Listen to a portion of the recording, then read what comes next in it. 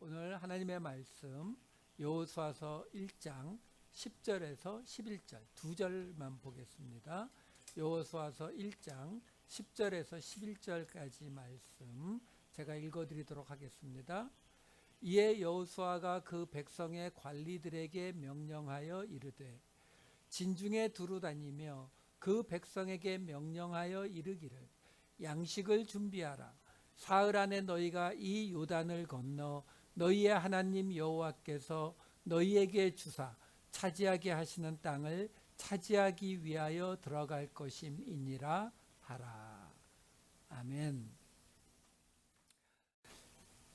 여호수아서 세 번째 시간입니다. 지난주에 우리는 하나님께서 여호수아에게 명령을 하시고서 지지난주에 그리고 지난주에는 그 여호수아에게 강하고 담대하라라는 말씀을 주셨죠. 근데 그 강하고 담대하라는 말씀이 성경에 주어지는 것이 바로 여호수아와 그 약속의 땅에 들어갈 이스라엘 백성들에게만 주어지는 말씀이었다라는 거죠. 왜 그 말씀이 그들에게 필요했다고요?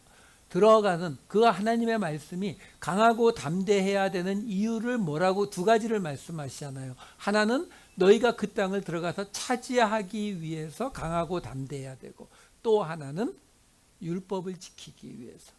그래서 이스라엘 백성들이 이 약속의 땅, 가나안 땅에 들어가서 행할 일은 단순히 군사적인 정복이 아니라 율법을 지키면서 그 땅을 차지해야 되는 이 일을 감당해야 되기 때문에, 그게 뭐라고요?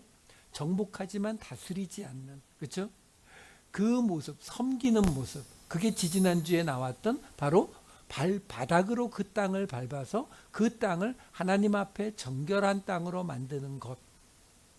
그렇기 때문에 그 땅을 차지하는 것과 율법을 지키는 것이 같이 가는, 그래서 하나님께서 내가 너와 함께 할 것이니까 강하고 담대하라 라는 축복의 말씀을 주셨던 것이 지난주의 이야기였어요. 자, 그 말씀을 여호수아에게 하나님이 직접 하셨어요. 그래서 오늘 본문 1장 10절이 이렇게 이어지는 겁니다. 이에 여호수아가 그 백성의 관리들에게 명령하여 이르되, 여기 지금 이에라고 번역이 되어 있는데 실제 원어를 보게 되면 원어에는 명령하다라고 하는 말이 맨 앞에 나와요. 그리고 그 앞에 접속사 바브가 붙어 있어요. 그러니까 이에라고 번역을 해도 돼요. 그래서 여호수아가 명령했다 이렇게 되는 거죠. 그러니까 그 앞에 있었던 하나님의 말씀, 그 중에 명령을 듣고, 어떤 명령이었어요? 1장 2절에서 나왔던 명령이죠. 내 종 모세가 죽었으니 이제 너는 이 모든 백성과 더불어 일어나 이 요단을 건너 내가 그들 곧 이스라엘 자손에게 주는 그 땅으로 가라. 이게 명령이에요. 이 명령을 하고서, 그리고 근데 그 땅에 들어가서 있을 일에 대해서는 강하고 담대하라고 하나님이 함께 하실 거라고 하는 이야기가 지난주에 있었고, 그리고서 그래서 접속사 그래서가 붙으면서 여호수아가 명령했다라고 나오는 거예요. 그러니까 하나님이 명령했는데 그 명령을 듣고 이제 여호수아가 명령을 하는 거죠. 누구에게요? 아까 1장 10절 다시 한번 보여주시면은 누구에게 명령했어요? 그 백성의 관리들에게. 여기 지금 관리라고 나오는 쇼테르라고 하는 히브리어 단어는 그 뜻이 지도자, 관리, 감독관, 장교, 서기관 이런 뜻을 가지고 있어요. 뜻은 그런데 이 단어가 헬라어로 번역된 70인역을 보게 되면은 70인역상 이 쇼테르, 관리로 번역된 이 히브리어 단어가 그렇게 많이 나오는 단어가 아니에요. 구약성경 전체 통틀어서 25번 나옵니다. 근데 이 단어가 헬라어 번역인 70인역에 보면은 그람마테우스라고 하는 단어로 번역이 되어 있어요. 24개가. 잠언에 나오는 거 하나만 다른 단어고 나머지는 모조리 다 이 그람마테우스라고 하는 단어로 번역이 되어 있어요. 이 단어가 그람마테우스라고 하는 이 단어는 그람마라고 하는 단어에서 왔는데 그 그람마가 뭐냐면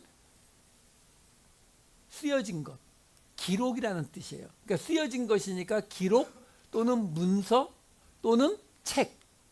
그래서 신약 성경에서 이 그람마라고 하는 단어는 무슨 뜻으로도 사용이 되냐면 성경, 구약 성경을 뜻하기도 해요. 왜? 쓰여진 거니까. 그래서 그 책을 쓰는 것을 쓰는 사람, 이게 그람마티오예요. 그람마테우스. 그러니까 지금 이 쇼테르라고 하는 히브리어 단어는 우리가 그 어원을 정확히 몰라요. 하지만 학자들이 이 단어도 쓰다라는 단어에서 왔을 것이라고 추측을 하지요. 그렇게 추측하는 근거가 뭐냐면 바로 헬라어 번역에서 25번 중에 24번이 바로 그람마티오라고 하는, 바로 복음서에서는 다 서기관으로 번역되는 그 단어로 이 단어를 번역했다라는 거예요. 그래서 실제로 구약 성경에서도 25번 나온다고 했는데 그 중에 출애굽기에 나오는 출애굽기에 4번이 나오는데 그 출애굽기에 나오는 걸 하나만 볼게요. 출애굽기 5장 6절을 보면 이렇게 나와요. 바로가 그날의 백성의 감독들과 기록원들에게 명령. 여기 기록원으로 번역된 단어가 바로 이 쇼테르예요. 그리고서 이제 나머지 특히 모세오경에서는 우리 한국어 성경을 보면은 관리, 지도자, 조장, 책임자, 지휘관 등으로 번역이 되어 있지만 헬라어로는 다 똑같이 기록원, 그람마테우스로 번역이 돼 있다라는 거예요. 그러면 우리가 짐작할 수 있는 게 뭐냐면, 제가 왜 이 설명을 드리냐면 지금 여호수아가 하나님께 받은 명령대로 지금 백성의 관리들에게 명령한 거거든요.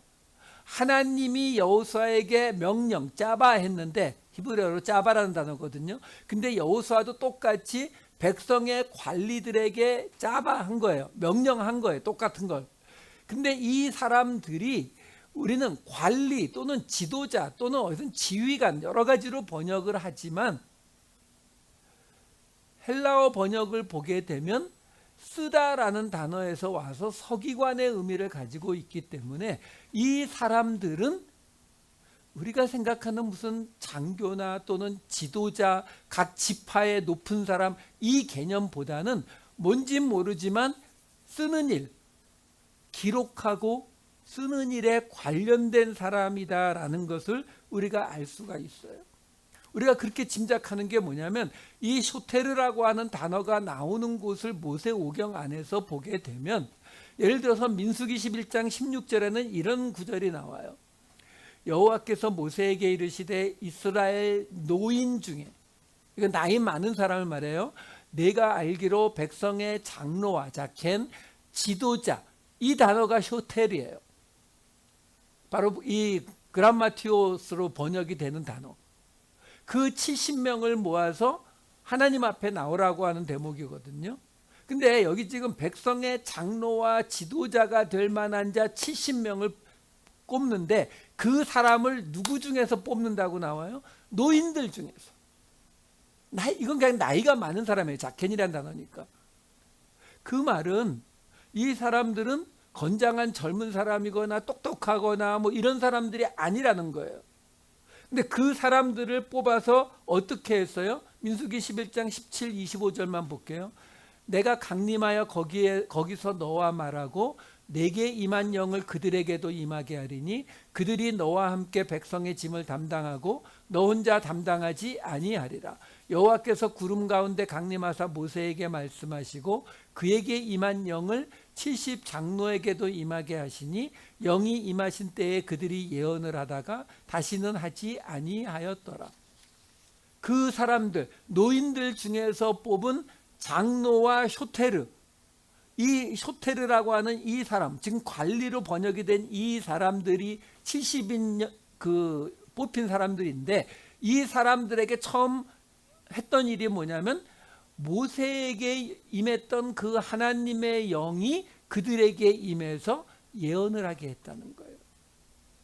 그가 모세가 할 일, 그 백성의 짐을 그들이 함께 감당했다라는 거죠.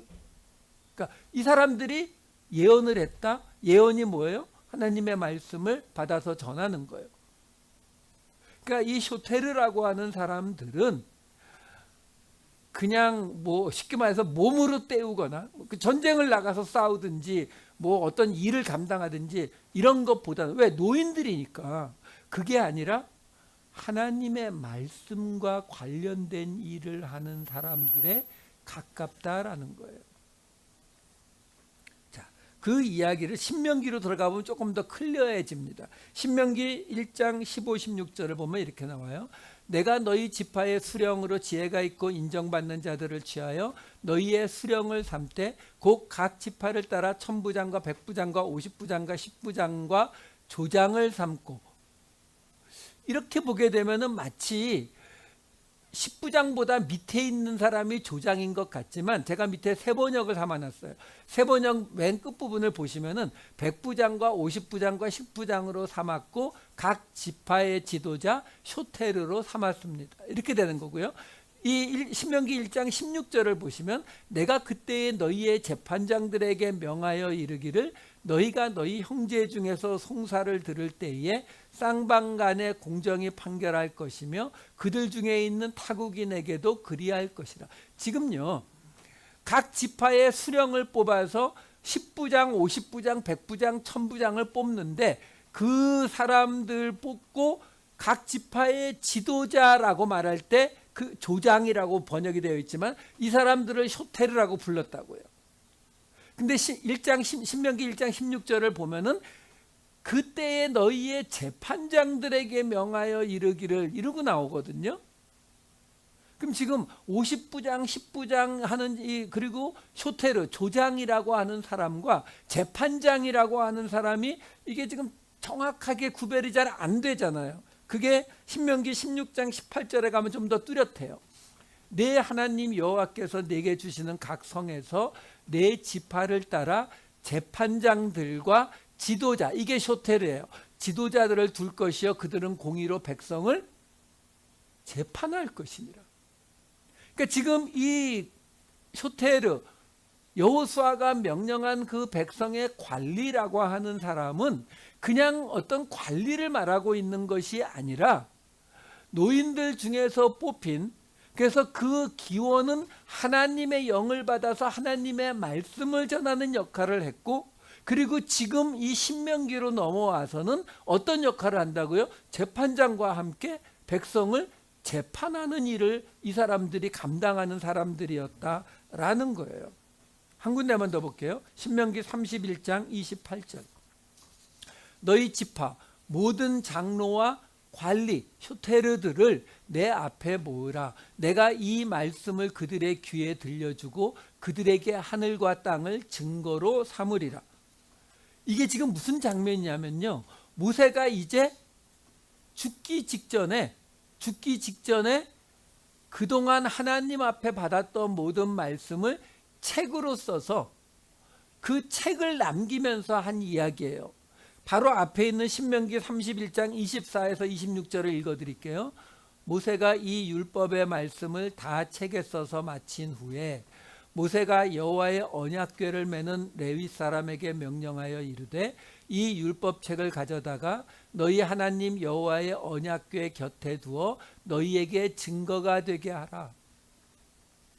율법을 다 써서 책으로 해놓고 언약궤 옆에 두어서 증거로 삼아라 라고 이야기하고서 아까 나왔던 31장 28절이 나왔던 거예요. 뭐라고 나왔다고요? 백성들에게 그 말씀을 들려주고 증거로 삼으라고. 근데 그 말을 누구에게 모세가 부탁을 하고 있냐면 장로와 쇼테르들, 관리에게. 그러니까 이 사람들이 지금식으로 말하는 그냥 공무원으로 볼 수가 없다라는 거죠. 이들은 적어도, 왜? 모세가 다 적었잖아요, 책으로. 그 책으로 준 것을 지금 장로와 이 쇼테르들에게 백성들에게 이걸 전해주라고. 이 말씀을 귀에 들려주라고. 왜요? 다른 사람들은 글을 못 읽잖아요. 그러니까 이 사람들이 누구라고요? 그람마티우스, 테오스, 서기관. 신약에 와서는 서기관으로 번역이 되지만, 예, 우리는 지금 정확한 그들의 직명을 모르지만 짐작할 수 있는 거는, 예, 쓰고 읽을 수 있는 사람이기 때문에 장로들과 함께 뭘 맡겼다고요? 바로 하나님의 말씀을 맡긴 자.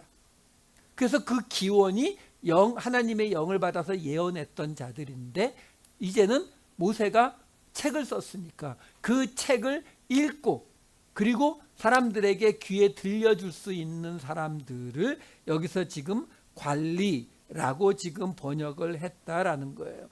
그러니까 결국 말씀을 읽고 전해주는 자의 역할을 지금 이들이 하고 있는 건데, 여호수아가 하나님 앞에 요단강을 건너가라는 명령을 듣고서 바로 그 사람들을 불러서 명령하더라라는 거죠. 그 하나님의 명령을 여호수아가 바로 이 쇼테르들에게, 그람마티오스들에게 전하더라라는 거죠. 어떻게 전하는지 1장 11절을 볼게요. 진중에 두루 다니며 그 백성에게 명령하여 이르기를 양식을 준비하라. 사흘 안에 너희가 이 요단을 건너 너희의 하나님 여호와께서 너희에게 주사 차지하게 하시는 땅을 차지하기 위하여 들어갈 것임이니라 하라. 같은 명령이죠. 아니, 제가 손을 대서 그래요. 같은 명령이에요. 요단을 건너서 그 땅을 차지하라는 그 명령을 지금 이 쇼테르들에게, 관리들에게 진중에 두루 다니며 전하라. 지금 그 이야기를 지금 하고 있는 거예요. 자, 뒷부분은 다음 주에 보고요. 맨 앞에 있는 곳만 볼 거예요. 진중에 두루 다니며 이렇게 나와요. 자, 첫 번째 먼저 두루 다니며라는 곳을 볼게요. 여기 지금 두루 다니며라고 번역이 되어 있는 히브리어 단어는 아바르라는 단어예요. 이 아바르라고 하는 단어의 뜻이 뭐냐면 건너가다, 넘어가다의 뜻이에요. 예, 바로 뒤에 나오는 요단을 건너 할 때 이 건너가 아바르예요. 근데 지금 여기서 진중에 두루 다니며라고 하는 이 단어를 지금 이 아바르를 쓰고 있다라는 거죠. 그러니까 진중에 건너가서 지금 말이 그렇게 되는 거거든요. 이게 좀 이상하거든요. 왜? 그냥 두루 다니며 그러면 히브리어에 아주 흔한 단어 하라크 같은 단어가 있어요. 걸어가다, 지나가다 이 뜻이에요. 그러니까 진중에 다니면서, 걸어 다니면서 백성에게 지금 여호수아가 그 쇼테르 관리들에게 지금 명령하고 있는 거예요. 너희 이제 이스라엘 진해에 쭉 가면서 이 요단강 건너갈 것을 명령을 전달해라 이 말이거든요. 그러니까 그냥 가다, 지나가다 이 단어를 쓰면 돼요. 근데 아바르, 건너가다라는 단어를 지금 쓰고 있다라는 거죠. 이거 굉장히 이상한 거거든요. 그러면 우리가 이렇게 생각할 수 있어요. 아, 지금 이스라엘 진은 12지파가 있잖아요. 그러니까 이 지파를 지나쳐서 말하고 저 지파로, 이 지파로 이렇게 그거를 건너가다, 넘어가다로 표현한 거 아닐까? 근데 문제는 여기 지금 진중에, 진의 가운데에 두루 다니며, 여기 진, 마하네라는 단어를 쓰거든요. 이 마하네라는 단어가 문제는 단수예요. 그러니까 이스라엘 진영을 하나로 말하고 있어요. 그래서 그 이스라엘 진영 안에 케레브, 그 가운데에 넘어가서 백성에게 명령해라. 아무리 생각해도 동사가 이상하게 들어갔죠. 예, 어떤 분들이 말하는 것처럼 요단강을 건너가는 명령이기 때문에 여기도 강조하려고 같은 단어를 썼다. 뭐 이렇게 볼 수도 있어요. 하지만 우리가 잘 아는 이 아바르 건너가다 이 단어는 지금 요단강을 건너가는 것 말고 이미 건너왔잖아요. 뭐요? 홍해 건너왔죠. 근데 홍해 건너오기 전에 그 전에도 먼저 건너온 케이스가 있어요. 그게 누굴까요? 아브라함이요. 아브라함이 갈대아 우르에서 유프라테스 강을 건너서 약속의 땅 쪽으로 왔거든요. 그래서 그 아브라함을 누구라고 불렀다고요? 창세기 14장 13절. 도망한 자가 와서 히브리 사람 아브람에게 알리니, 여기 히브리 사람으로 번역이 된 단어가 이브리. 이 이브리는 에베르는 아바르에서 온 단어예요. 건너가다 아바르, 건너편 에베르, 건너편에서 온 사람 이브리. 그게 이 히브리예요. 성경이 뭘 이야기하는가를, 뭘 말하려고 하는가를 우리가 봐야 되거든요. 아브라함을 왜 히브리 사람이라고 불렀어요? 강을 건너왔으니까요. 그 강을 건너오고서 아브라함이 다시 강을 건너간 적이 있나요? 없어요. 아브라함은 끝까지 히브리 사람으로, 강 건너에서 온 사람으로 살았어요. 마찬가지로 이스라엘 백성들이 홍해를 건너오는 거예요. 종되었던 땅 애굽을 떠나서 건너오는 거예요. 지금 여호수아가 요단강을 건너가려고 하고 있는 거예요. 이것처럼 성경에서는 지금 이 건너편, 이 아바르라고 하는 단어는 항상 뭘 말하고 있어요? 자기의 옛 모습을 떠나서 새로운 모습으로 변화되는 걸 말할 때에 이 이야기를 하고 있는 거죠. 그래서 애굽에서 나올 때 홍해를 건너왔어야 됐고, 이제 광야 40년을 마치고 모세가 죽으면 여호수아가 이스라엘 백성과 요단강을 건너가야 되고요. 엘리야가 엘리사에게 넘겨줄 때에 요단강을 건너가서 그곳에서 하늘로 올라가고 엘리사가 다시 요단강을 건너와야 되고요. 예수님이 예루살렘 쪽에 있다가 여기서 세례를 받기 위해서 요단강 건너편으로 가셔서 세례를 받고 돌아오셔야 되는 일들, 이게 성경이 똑같이 보여주고 있는 모습들이라고요. 그렇기 때문에 오늘 여기에서 지금 여호수아의 명령을 받은 관리들, 쇼테르들이 진을, 마하네, 이스라엘 진을 건너갔다라는 단어를 쓰는 거에는 문맥상 안 맞는 단어를 억지로 쓴 거니까요. 그거에는 분명히 더 이상의 의미를 가지고 있다라고 우리가 해석할 수밖에 없다라는 거죠. 자, 그러면 그 건너간 게 뭐냐면 이스라엘 진이잖아요. 진 또는 진영, 그렇죠? 군대가 머무르는. 그래서 이 마하네라고 하는 단어는 진영 또는 많이 모여 있는 거니까 때, 무리, 군대 이런 뜻을 가지고 있는 단어예요. 자, 그 진영이 어떤 의미를 갖고 있는가 잠깐 볼게요. 이 진은 이스라엘 백성들이 있는 곳인데 부정한 자는 진 안에 있을 수가 없어요. 쫓겨 나가게 되어 있습니다. 바깥으로 쫓겨 나가게 되어 있어요. 레위기 13장 46절과 민수기 5장 2, 3절을 볼게요. 병 있는 날 동안은 늘 부정할 것이라 그가 부정한즉 혼자 살되 진영 밖에서, 마하네 진영 밖에서 살지니라. 민수기 5장 2절과 3절. 이스라엘 자손에게 명령하여 모든 나병 환자와 유출증이 있는 자와 주검으로 부정하게 된 자를 다 진영 밖으로 내보내되, 마하네 남녀를 막론하고 다 진영 밖으로 내보내어 그들이 진영을 더럽히게 하지 말라. 내가 그 진영 가운데에 거하느니라 하시매. 하나님이 그 진영 안에 계시니까, 마하네 안에 계시니까 그 안에 부정한 자, 병 걸린 자, 나병 환자, 유출증 있는 자, 주검을 만진 자, 이런 모든 사람은 진영 바깥으로 내보내라는 거예요. 하나님이 그곳에 거하시기 때문이다라고 말하고 있어요. 그거에 대한 조금 더 자세한 설명이 신명기 23장 14절에 이렇게 나옵니다.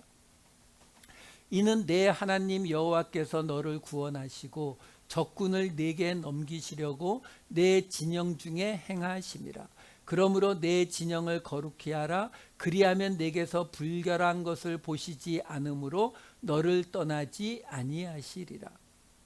자, 여기서 보면은요, 지금 뭐가 달라졌냐면, 아까 레위기에서는 하나님께서 지금 시내산 안에, 시내산 밑에서 지금 처음 그 명령을 받았을 때의 이야기예요. 그래서 진 바깥, 그러니까 이 부정한 자들은 진 바깥에 내보내라는 거예요. 왜? 하나님이 그 안에 계시니까. 근데 지금 신명기로 오니까 갑자기 의미가 좀 달라집니다. 뭐라고 나와요? 하나님께서 너를 구원하시고 적군을 이기게 하기 위해서 하나님이 너희 진영 가운데 같이 행하고 계시다는, 같이 가고 계시다고요. 그러니까 그 진영을 거룩하게 하면은 하나님이 너를 떠나지 않을 거다 라고 말하고 있는 거예요. 그러니까 이건 지금 뭘 말하고 있어요? 이스라엘 백성들이 그 성막을 가운데 놓고 움직일 때 동서남북으로 세 지파씩 하고 가운데에 레위 지파가 성막을 들고 움직이거든요. 그 움직일 때에 그 진영을 깨끗하게 거룩하게 하면, 그러면 하나님이 너희를 떠나지 않고 어떻게 하신다고요? 구원하시고 적군을 싸워서 이길 수 있게 해주시겠다라고 약속하더라라는 거죠. 자, 이 이야기를 드리는 이유가 뭐냐면, 하나님이 진영 가운데 계시는데 그 하나님은 이스라엘 백성을 구원하고 그 전쟁에서 이기게 하시는, 하나님이 이스라엘과 함께 움직이시는 그 하나님을 말하고 있거든요. 그런데 시내산에서 금송아지 사건이 터지고 난 다음에 하나님이 모세와 어디에서 만나느냐면 진영 바깥에서 만납니다. 출애굽기 33장 7절과 10절. 모세가 항상 장막을 취하여 진 밖에 쳐서 진과 멀리 떠나게 하고 회막이라 이름하니 여호와를 앙모하는 자는 다 진 바깥 회막으로 나아가며 모든 백성이 회막문에 구름 기둥이 서 있는 것을 보고 다 일어나 각기 장막문에 서서 예배하며. 지금 이스라엘 진영이 있는데, 그러면 하나님이 그 안에 계시다고 했는데 거기서 만나 주시지를 않고 만나는 회막이 바깥에 따로 있는 거예요. 진 바깥에 장막을 따로 치고 거기에 가서 하나님을 만나고 여호와를 앙모하는 자는 다 그 바깥에 있는 회막으로 나아가더라라는 거죠. 이 이야기 끝에 무슨 이야기가 붙어 있냐면요, 출애굽기 33장 11절에 이런 게 나와요. 사람이 자기의 친구와 이야기함 같이 여호와께서는 모세와 대면하여 말씀하시며 모세는 진으로 돌아오나 눈의 아들 젊은 수종자 여호수아는 회막을 떠나지 아니하니라. 여러분 말씀드렸죠. 이 여호수아서는 예수님을 표징하는 책이라고 말씀드렸어요. 이름이 같으니까요. 이 구절이 뜬금없이 이 구절이 왜 나올까요? 지금 하나님께서 왜 진 바깥에서 모세를 만나요? 바로 앞에 금송아지 사건이 있었다니까요. 하나님께서 내가 이들과 더 이상 같이 안 하겠다라고 화를 내셔서 모세가 자기를 죽여달라고 제발 용서해달라고 빌어서 지금 넘어간 거예요. 그러니까 하나님이 그들과 함께 안 하시는 거죠. 하지만 광야 40년을 다닐 때에는 같이 다니세요. 왜? 그들과 함께 행함으로 그들을 구원하고 그들 모든 적군들을 이기게 하기 위해서요. 근데 만나기는 어디서 만난다고요? 진영 바깥에서요. 마하네. 근데 그 진영 바깥에 있는데 모세도 하나님을 만날 때는 그 회막에 가 있다가 하나님 안 만날 때는 퇴근해서 진영으로 돌아오는데 누구는 안 떠나더라고요? 여호수아는요. 이 이야기를 히브리서가 이렇게 말해줍니다. 13장 11절. 이는 죄를 위한 짐승의 피는 대제사장이 가지고 성소에 들어가고 그 육체는 영문 밖에서 불사름이라. 제사를 드릴 때에 짐승의 피는 대제사장이 가지고 성소에 들어가는데 그 육체는 레위기나 이런 걸 보게 되면 내장이라든가 뭐 거기서 나온 배설물이라든가 이런 것들은 어디서요? 영문 밖에서. 이 여기서 영문이라고 번역이 된 단어가 파렘볼레라고 하는 헬라어 단어인데 지금 우리가 앞에서 보았던 그 모든 진영이라고 나오는 지금 그것 때문에 보고 있는 거잖아요. 그게 지금 히브리어로 마하네인데 이 마하네라고 하는 진이라고 하는 이 단어는 70인역 성경에서 모조리 다 이 파렘볼레로 번역이 됐어요. 같은 뜻이라고요. 그러니까 무슨 말이에요? 그 육체는 제사를 드린 그 육체는 어디서? 진 밖에서 불사른다는 거예요.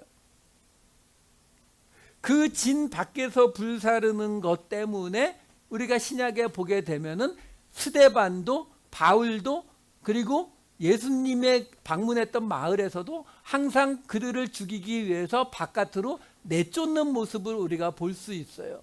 사도행전 7장 58절 21장 30절 누가복음 4장 29절 읽어드릴게요. 7장 58절은 스데반 이야기예요. 성 밖으로 내치고 돌로 칠세. 성 바깥으로 내쳐야 되는 거예요. 왜? 성이 진영의 역할을 하고 있는 거거든요. 사도행전 21장 30절 이건 바울의 케이스예요. 온 성이 소동하여 백성이 달려와 모여 바울을 잡아 성전 밖으로 끌고 나가니.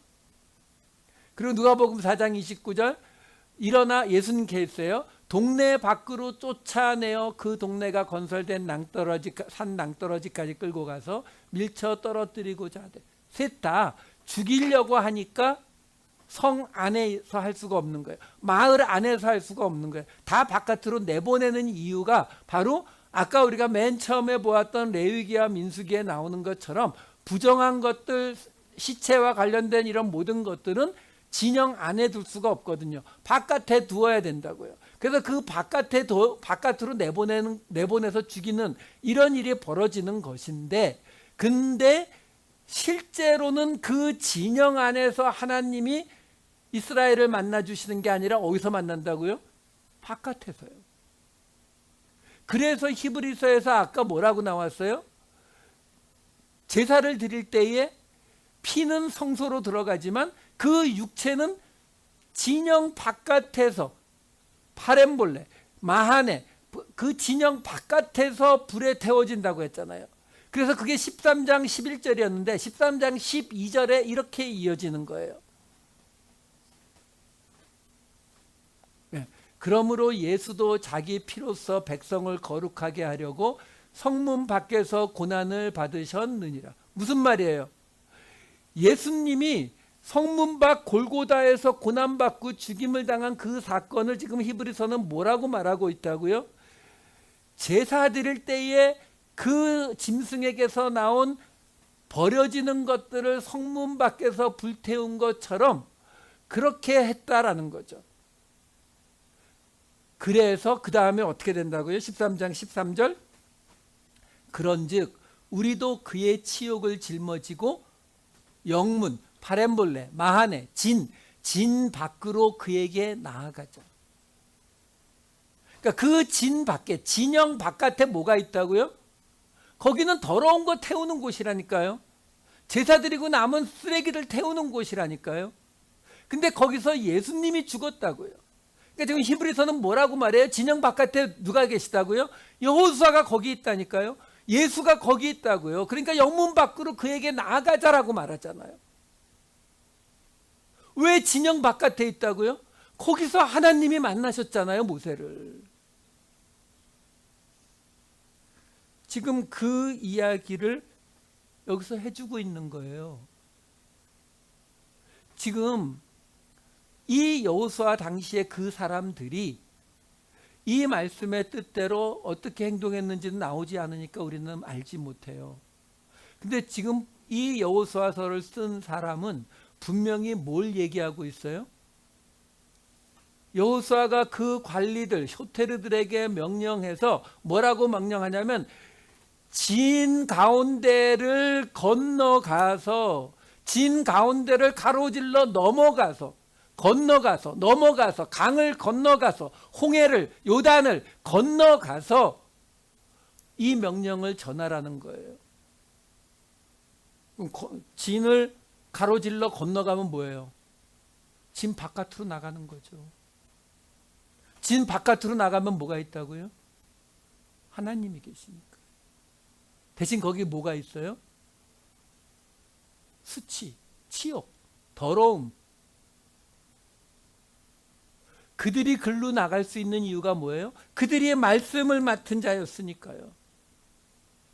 모세가 준 그 율법의 말씀을 맡은 자들이기 때문에 그들이 하나님의 말씀대로 행하는 그 명령이 뭐라고요? 바로 그 이스라엘 진을 가로질러 건너가서 하나님이 계신 곳, 여호수아가 떠나지 않았던 그곳, 예수님이 계신 곳, 그의 치욕을 짊어지고 나가는 그곳으로 건너가면서 하나님의 명령을 전했다. 이 말을 지금 우리에게 해주고 있는 거예요. 무슨 말입니까? 쉽게 설명드리면 높아지려면 낮아지고 낮아지면 높아진다. 이 말하고 똑같은 거예요. 여러분, 성경은 구약이든 신약이든 하나님이 우리에게 말씀하시고자 하는 내용은 똑같아요. 그걸 우리에게 설명하는 방식이 달랐던 것이지 하나님이 여기서는 이 말하시고 여기서는 저 말하시는 게 아니라고요. 똑같은 이야기하고 계시는 거예요. 똑같은 이야기를 여호수아에게 말씀하셨고 예수님이 그 모습을 그대로 보여주시는 거예요. 그러니까 예수님은 그 성 바깥에 그 수치스럽고 더러운 것이 태워지는 그 자리로 나아가셔서 거기서 돌아오지 않으신다고요. 우리가 그 예수를 만나려면 어떻게 된다고요? 그의 치욕의 자리로 우리도 그리로 건너가야 되는 거예요. 하나님이 주신 이 진영을 건너가서 거기에 건너가야 하나님의 말씀을 전할 수가 있다라는 것입니다. 이것이 우리에게 주어진 일이라고 했잖아요. 여호수아가 모세의 수종자였다가 여호와의 종으로 바뀌는 그 과정이 뭐라고요? 이스라엘을 건너가서 여호수아가 있던 하나님의 회막, 하나님을 만나는 그 회막의 자리로 건너가는 거예요. 그 수치와 치욕과 더러움이 있는 그 자리로 넘어가는 거예요. 우리는 진영의 안쪽에 머무는 것이, 이스라엘 안에 머무는 것이, 교회 안에 머무는 것이 신앙이라고 생각하지만 아니요. 하나님의 말씀을 들고 이 바깥으로 건너갈 수 있어야 되는 거예요. 예수님이 거기 계시다고요. 그 자리로 함께 갑시다. 혼자 가기 힘들어요. 두렵고 무섭습니다. 힘들어요. 함께 갑시다. 기도하시겠습니다. 사랑이 많으신 아버지 하나님, 예수님의 명령을 받기를 원하는 저희들입니다. 그런데 예수님은 이 진영 안에 계시지 않고 진영 바깥에 계심을, 더럽고 수치스러운 그 사망의 음침한 골짜기에 계심을 우리로 잊지 않게 하여 주시옵소서. 하나님의 말씀을 받았습니다. 하나님께서 여호수아에게, 예수님에게 하신 말씀을 오늘 우리가 받았습니다. 쇼테르가 돼서 받았습니다. 그랬으면 그 하나님의 말씀이 우리에게 명령하시는 대로 우리도 이 진영의 바깥으로, 예수님이 계신 그곳으로 나아가게 하여 주시옵소서. 그래서 우리를 통해 세상이 정결하게 되는 놀라운 역사가 있게 하여 주시옵소서. 감사드리옵고 이 모든 말씀 우리 주 예수 그리스도의 이름으로 기도하옵나이다. 아멘.